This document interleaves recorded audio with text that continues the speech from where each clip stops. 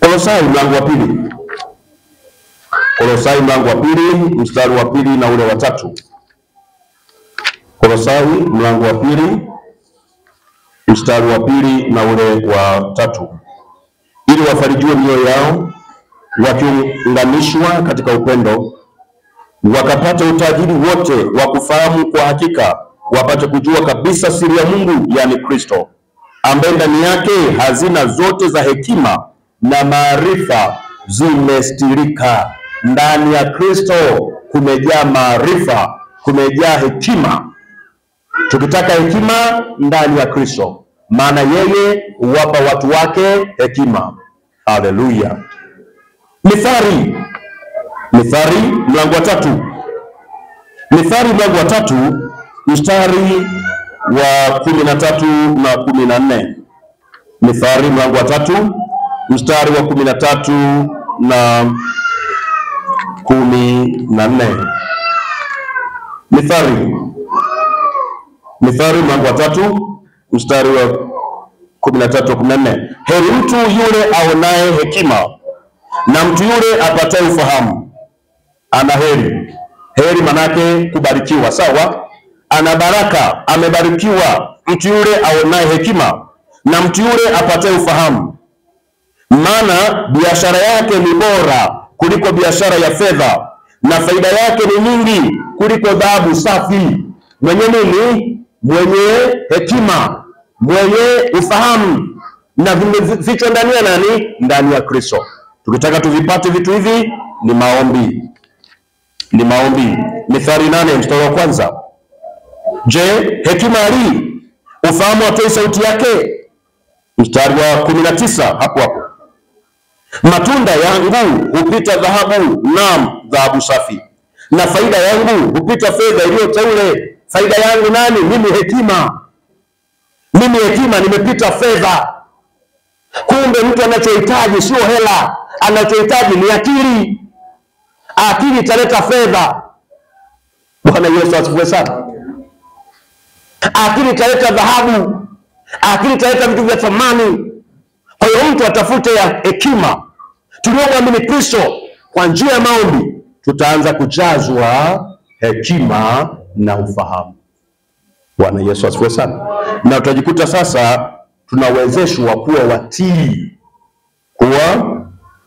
lakini si hivyo tu, maombi yatatusaidia katika kujua roho gani inafanya kazi. Roho gani inafanya kazi. Njia moja ya kuzijaribu roho ni neno la Mungu. Tunapokuwa na neno la Mungu kwa wingi ndani mwetu, litatusaidia katika kuzipima roho, katika kuzijaribu roho. Maana sio kila roho inayosema Yesu Yesu imetokana na Mungu, sio. Lakini njia ya pili ya kuzipima roho ni maombi. Ufunuo mlango wa pili. Ufunuo mlango wa pili. Ufunuo wa Yohana mlango wa pili na ule mstari wa pili. Nayajua matendo yako na taabu yako na subira yako, na ya kuwa huwezi kuchukuliana na watu wabaya, tena umewajaribu wale wajiitao mitume. Kumbe sio kila mtume ni mtume wa Mungu. Hapa nazungumza na kanisa. Bwana Yesu asifiwe sana. Na hili kanisa liko Efeso.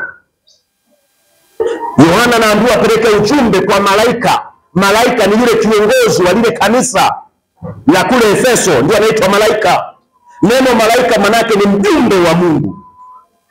Wanapelekewa ujumbe huu kanisa. Yesu anawaambia, jamani, nawajua. Kwa kuwa mmeniamini mimi nawajua.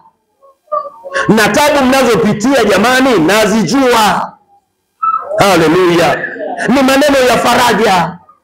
kwamba Yesu anatujua. Si faraja jamani? Bwana Yesu asifiwe sana.